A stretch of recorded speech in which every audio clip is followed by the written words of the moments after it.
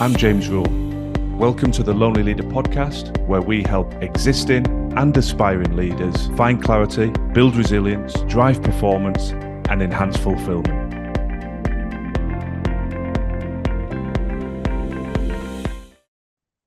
Welcome to the Lonely Leader podcast. Today it's time to jump into another leadership essential, approachability.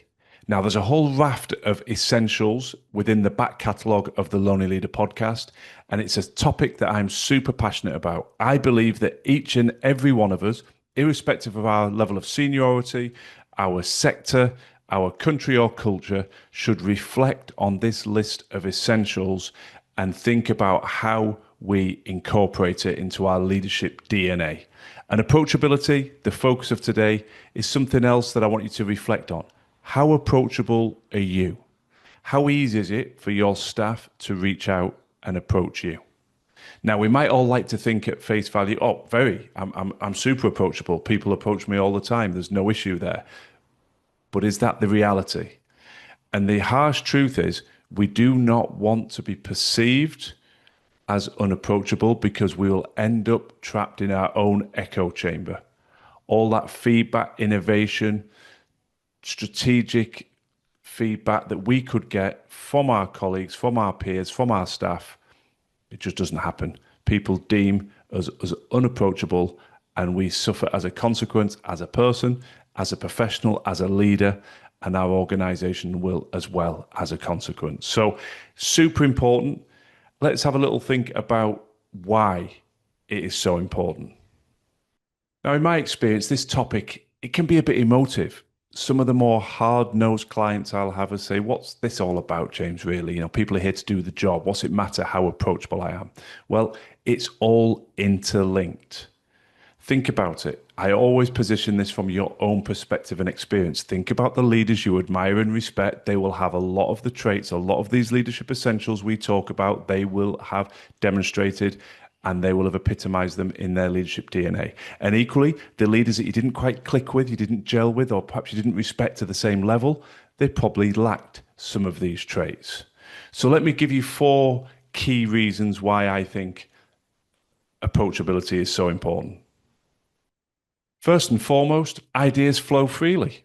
Simple concept. How many of us can hand on heart say, I have all the answers, I develop all the strategy, it's 100% my DNA, I don't need anybody else?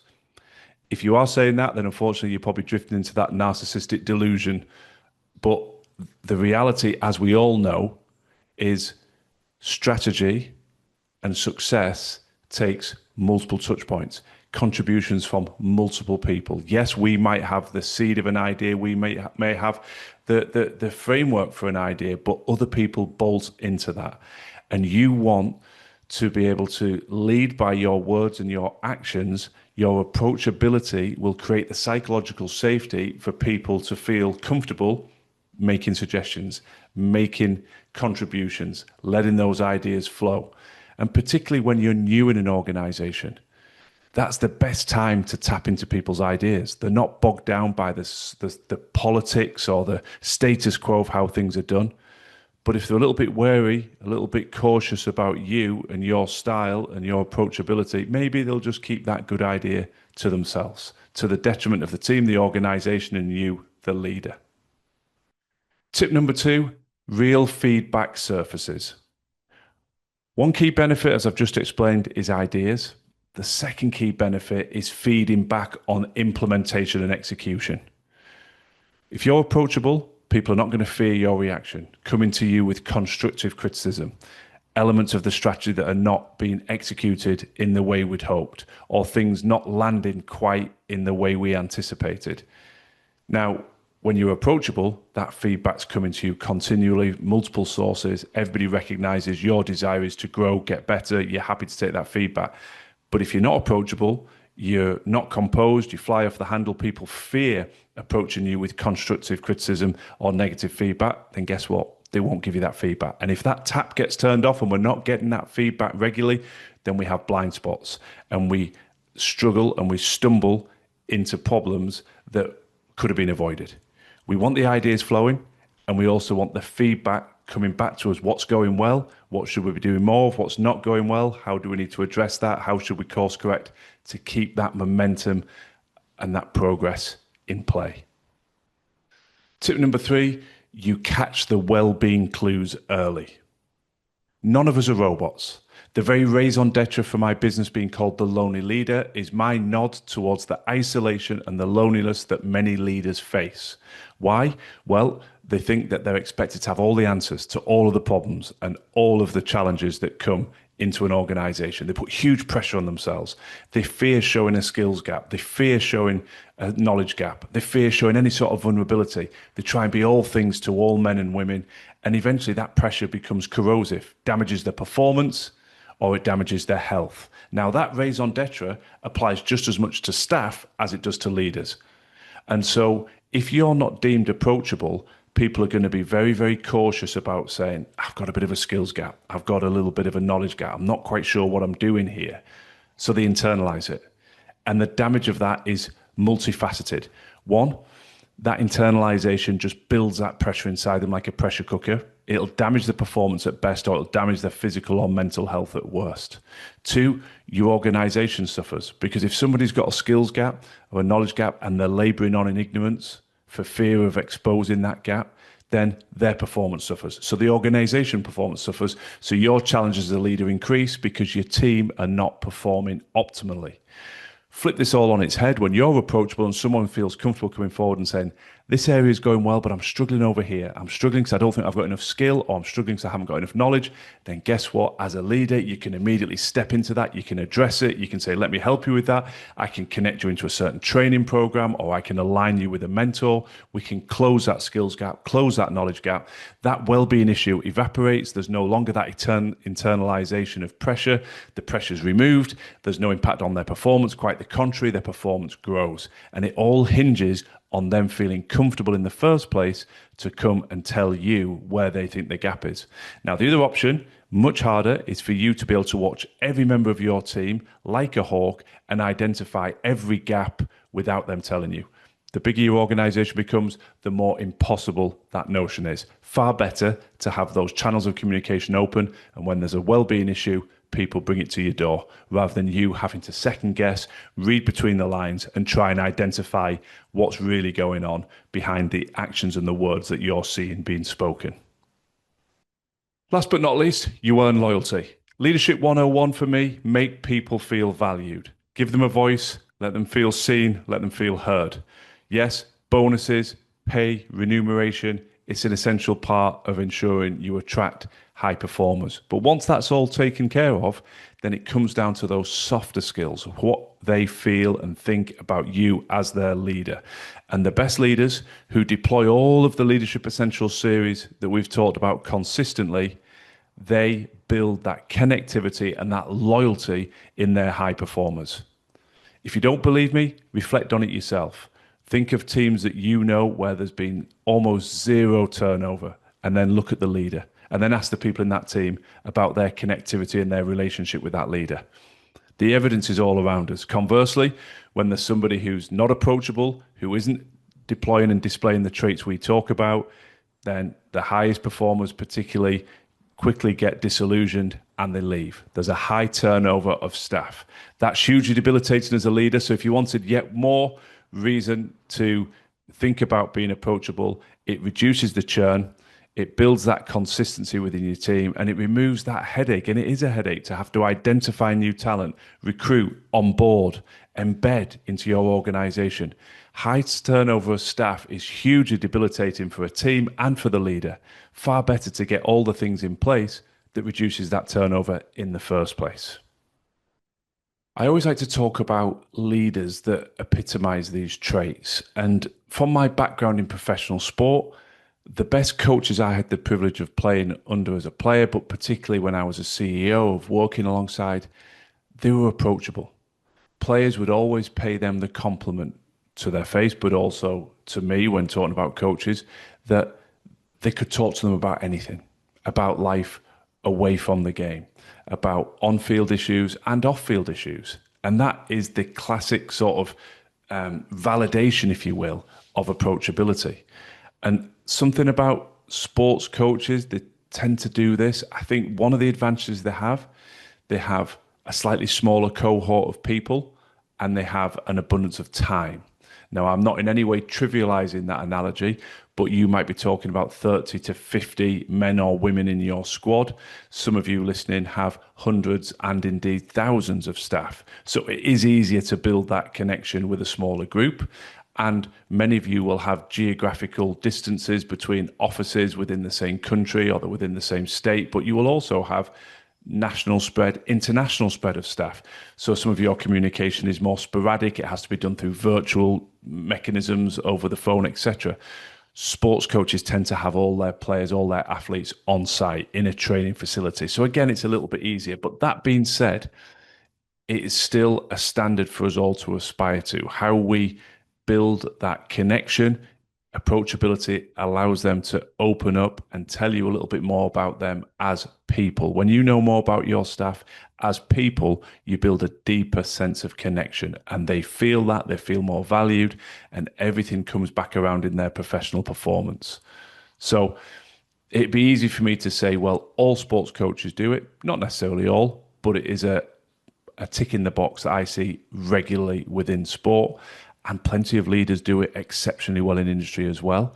But we often fall behind that defense of, I haven't got time. Well, the reality is we've got to try and make the time. There's nothing more important than getting to know your people and then feeling that they can approach you. Everybody wins as a consequence. So when we look at return on investment, there are not many things more important than being approachable and building that connection with your people so they feel valued, so they feel a connection to you, and they do their job to the best of their ability. So what are the classic barriers? You're probably aware of them already, barriers to approachability, but just in case you're not, just in case you're sort of laboring under the difference between how you perceive yourself and perhaps the reality of how you're perceived, I want you just to reflect on these 3 or 4 key areas, which are the normal barriers to people approaching you. 1, busyness. We're all busy, but if you're head down, running from meeting to meeting on your phone, constantly taking calls on the go, checking emails, it just almost puts up a force field around you. People don't feel like, oh, I'm not going to interrupt. They look really busy. And so you miss those impromptu opportunities. Now, you can't just sit relaxed in a communal staff room waiting for those visits that might never come in the day. I know there's 2 extremes there, but what you can do is you can make a conscious effort to be intentional and occasionally just check in different parts of the business, make yourself visible, do so without phone in hand. I do a lot of work with leaders where we talk about the walk around. Whatever your office, factory, business, it doesn't matter what sector you're in, it's good for staff to see you and for you to have no purpose other than you're just checking in, saying hello.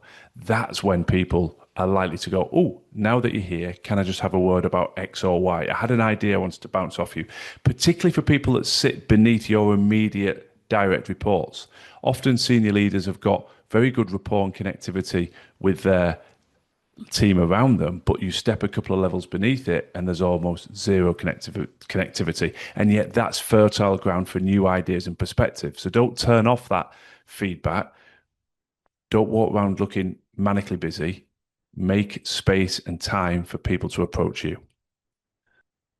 The next barrier is perception of power. Many people see authority and hierarchy as an intimidation or as a natural stop. They might feel comfortable talking to their immediate boss, but they would never dream of talking to anybody more senior in the organization. They have a perception that's not my place. I must keep in my area, stay in my lane, whatever the analogy is that you want to use. But that doesn't help in terms of the feedback loops, the ideas, the innovation, the creativity that we talked about at the start of this episode. So it's your job as a leader to ensure that anybody can talk to anybody. There is no such thing as a hierarchy in the structure of you can only talk to the people immediately around you. We're not in the dark ages. So I think that perception may exist. Make sure that you're creating through your words and your actions the feeling that anybody can talk to anybody. That's why it's healthy when people have those shared communal eating spaces, for instance. You get those chance encounters, making a coffee, having a bite of lunch, etc., where people who don't directly work together day to day get a chance to interact. And with the advent of hybrid working and virtual working, we've got to be even more cognizant of when do we bring the group together in some sort of structured environment or very relaxed, it doesn't really matter, but how do we facilitate connection to foster some of this approachability? If we're all in silos, all working remotely, it becomes a lot more difficult. Third barrier, poor body language. Ties in a little bit to the busyness. You may not be consciously aware of your body language, but everybody around you is. At times, we can radiate tension, frustration, anger without saying a word through our body language, and a bit like running around with your head down, making calls, typing out emails on the move. It's the same as that busy 100-mile-an-hour perception. Then people are not going to approach you when that body language is tense, angry. Conversely, when we're a bit more relaxed, when our body language is more open, those non-verbal cues make people feel much more comfortable. There's the boss. Actually, they look pretty chilled out. They've not got their head in their phone. I'm going to go and approach, make a suggestion. I've got an idea I want to discuss. So have a little reflect about how would people perceive you when they see you moving from your car to your office or from your car to the meeting room as you move about the physical space of your organization. What message are you conveying? How does your body language look? How busy are you? What is people's perception of that power dynamic in your organization? They're all interesting things for us to reflect on. And the last barrier is simply emotional reactivity. We all have bad days. We all have tipping points. We may have dealt with one negative situation after another, and somebody might get a disproportionate reaction because they bring yet more bad news or yet more problems. We've all done it. A quick apology, set the context. Sorry, it's just been one of those days. We can all move on from that. However, if it's not a random occurrence, if it's more of your default setting, that any negativity, any problem, any challenge is met with negativity, aggression, shooting the proverbial messenger, well, guess what? Nobody wants to be the messenger. Nobody wants to approach you because they fear your reaction. It's like going back to those medieval times, whether it's true or not, when people would deliver bad news to kings and they would kill the messenger because they don't like the message. Now, thankfully, that's not happening, but the principle still prevails. I'm not going to take anything other than good news to the boss because they react terribly whenever it's bad news. What's your emotional reaction like? How do people see that? How many people see that? Is it just doing a sanctum? Is it the odd occurrence? Or is it happening more and more regularly? If it's the latter, we need to reflect on that. Otherwise, there's no way in the world anyone's going to approach you. So let's dive into some of the tips.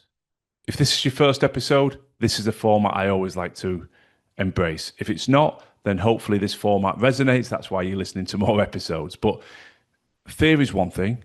You need practical, tangible takeaways. And I strive to always make sure that these takeaways are not massively onerous. They're more based around reflection, making you consider, do I do this? Do I do this enough? Do I need to stop doing this? And it's a little bit of takeaway bingo. You'll be doing some, but are you doing all? You might not be doing any. That's fine. This is all about meeting you wherever you are on the leadership journey. It's far better to say, blimey, I'm not doing any of this. I've got a bit to work on, than to be laboring under a perception that I'm really approachable. But in actual fact, the reality and how your staff perceive you is you're not. So I make no apologies. The first couple will lead to a couple of eye rolls from some of the cynics, the more hard-nosed veterans that I've spoken to. But for those of you listening, you know the truth is in the actions, and you know I'm right when I say this. So tip number one, smile more often. A smile draws people towards you. So does a grimace push people away. People need some sort of non-verbal cue about how you're feeling and what sort of a mood you're in. A smile says, maybe now's a good time to approach my boss. Tip number two, maintain open body language. I know it feels a bit, does this really have an impact? Experiment with it. We've said before, if your arms are folded or your head's down and you're buried in your mobile phone, put your phone away, uncross your arms, be more receptive in a meeting, or when you're walking through the building particularly, look people in the eye, linking back to the first point, a smile, an acknowledgement, a good morning, use their name. All these things, body language, smile, that personal contact, it makes people feel far more connected to you and makes it feel far easier to approach you. Tip number three, do something with your open door policy. It's all well and good to say, my door's always open. But if people don't find you approachable, they're not coming through that door, whether it's open or not. So invite people in. You be the curator of some of these meetings. Get beyond your immediate line of reports. Get deeper into the lower echelons of the business, particularly. Go wider to the outer reaches of your organization as well. Seek out new perspectives, develop new relationships, open up that creativity and that feedback loop and those suggestions and those ideas from a wider footprint within your organization. And the next few points hinge very much about, well, what do you do once you're being more proactive, once you're facilitating some of those meetings, for instance, or once somebody has the courage to approach you? And my next tip is ask more questions, demonstrate a curiosity. Don't presume you have all the answers. Simple questions like, what do you think we should do about this? What's your take on this particular situation? How would you fix it? If I gave you full autonomy on this, what would you do? Those sort of searching questions open up dialogue. They will help strategy, they will help performance, they will help the organization, and indirectly they will help you as the leader. But they also lay a foundation where people are saying, well, that was a really good chat. I enjoyed that. And they're far more likely to proactively come to you. You won't have to seek this out and invite people in for these meetings. People will be coming to you more naturally. The next tip, listen without interrupting.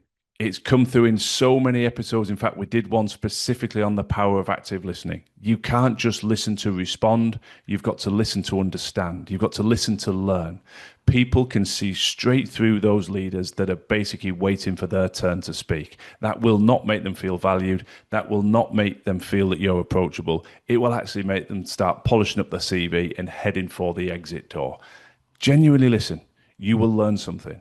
Yes, there is a time for you to impart your knowledge. They will want you to impart your knowledge and experience at some point, but don't interrupt them before they've even delivered it, their idea, that is. Bearing in mind, it takes a huge amount of courage for some people, particularly those who have that authoritarian sort of fear, that hierarchical, well, maybe I shouldn't even be talking to this particular leader. It takes some courage to step through that. If you then jump on top and interrupt them and tell them what they want to know or second guess what they're trying to tell you, you're going to lose them. Just tell yourself to listen, absorb, be curious, and try and learn something new from that exchange. The next tip, share your struggles.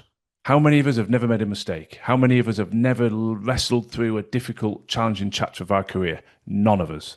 It's impossible, particularly those of us that have been in senior leadership. You will make mistakes. You will have difficult periods, but we all learn from that. That's where the real wisdom is derived.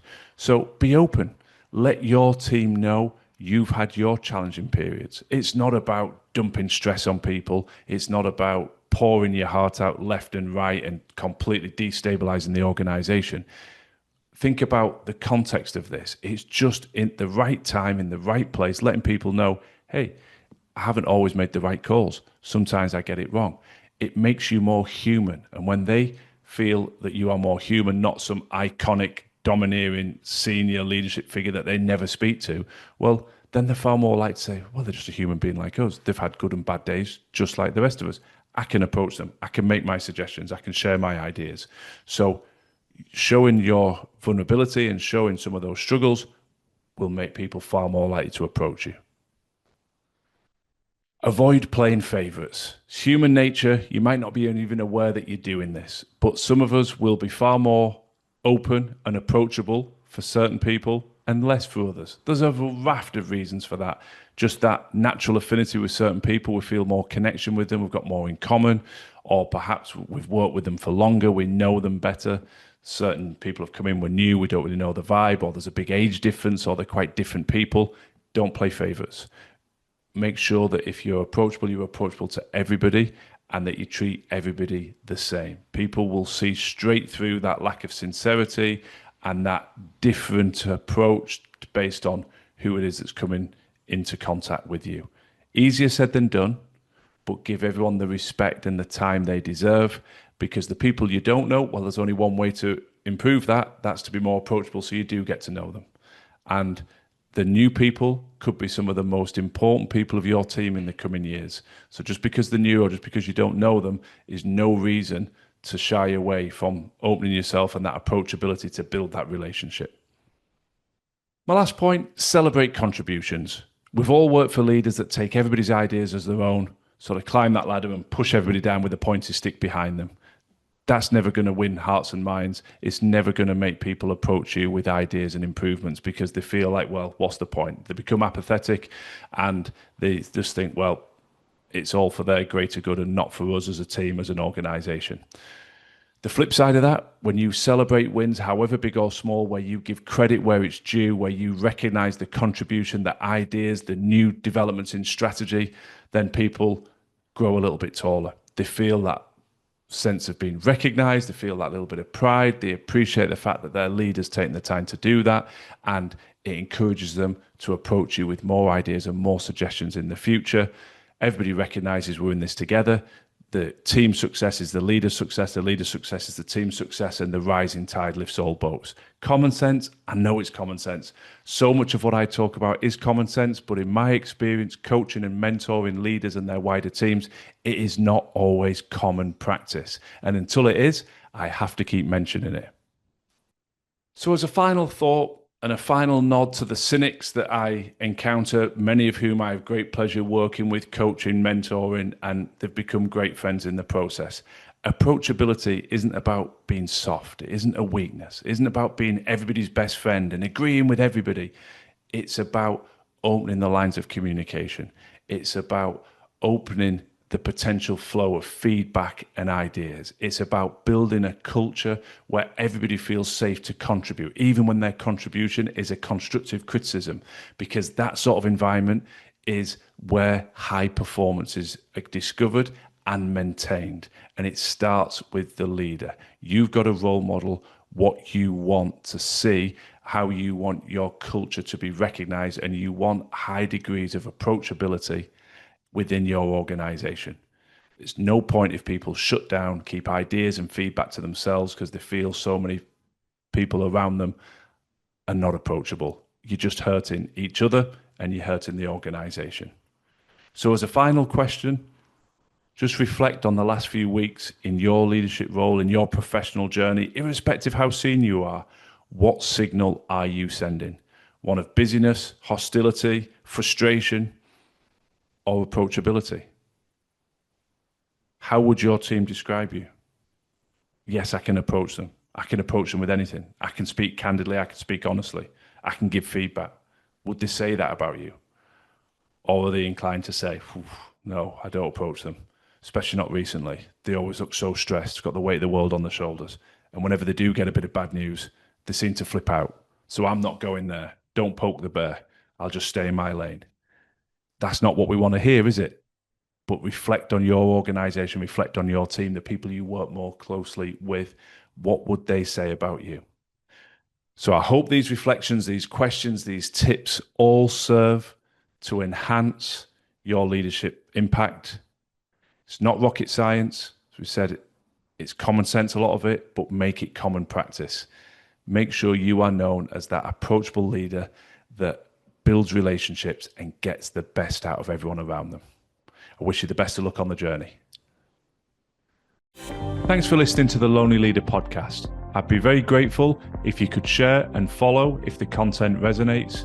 And if you're looking for additional free resource to support your continued growth and development, then please do check out our social media and website details in the show notes. Remember, quality leadership on the outside must always start within.